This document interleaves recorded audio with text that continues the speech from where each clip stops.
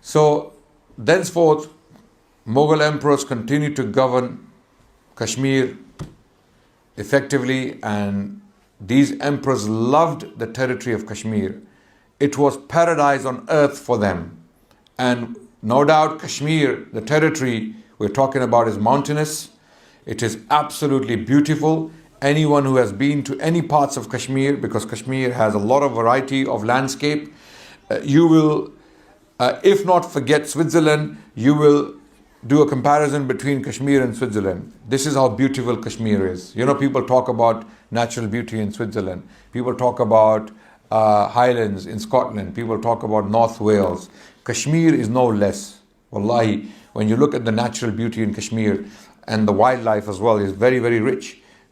People hardly know about the virtues of Kashmir, how beautiful and how healthy a territory it is. So the Mughal emperors, when heat would get to them, they would simply pack their bags and they would make their way to Kashmir. It would take them a year to get there because Mughal entourage, the Mughal caravan was a moving city. So Emperor Jahangir was very fond of Kashmir. So was Shah Jahan and other rulers as well. Of course, Aurangzeb was a lot busier than the previous emperors because he had opened many fronts for himself. So he didn't enjoy Kashmir as much, but the previous emperors were very much involved in Kashmir. So Kashmir remained a Muslim territory throughout the Mughal period.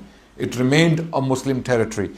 And Mughal governors were appointed in Kashmir, and in this period, Kashmir became a pioneer of many artistic, how can I put it, trades, artistic excellence when it comes to, artwork, in calligraphy, for example.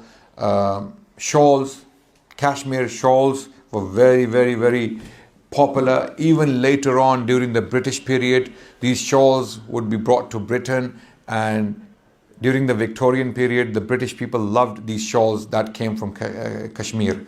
You know this cloth called Kashmir? Have you heard of it?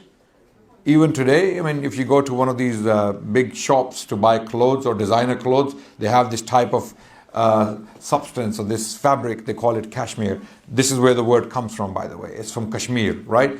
So Kashmiris, they pioneered production of shawls. They pioneered decoration of manuscripts. If you collect manuscripts, if you look at books, some of the best artwork came from Persia. Persian artwork was beautiful. Persian calligraphy was beautiful. And Herat, which is currently Afghanistan, manuscript production from Herat was beautiful, and Kashmir was also on top with these locations where people who would decorate Islamic manuscripts with gold illumination. So if you go on Google, this is your homework, and type Kashmiri Quran manuscript. Just type in Google Kashmiri Quran manuscript, you will see some wonderful artwork from the Mughal period and beyond. So you will be blown away by the beauty of art you will see. So Kashmiris became excellent, expert artisans in many different fields. Whether it's fabric, whether it's construction of palaces and mosques, and unfortunately tombs as well, and other things. And they were writing books. Book production is very popular. You will see many Islamic manuscripts written in Kashmir during this Muslim period, right? So Kashmir progressed very fast during the Mughal period. You can call it the golden age of Kashmir. The Mughal period was generally the golden age in India, although Hindutva goons and thugs will deny that. So-called Hindutva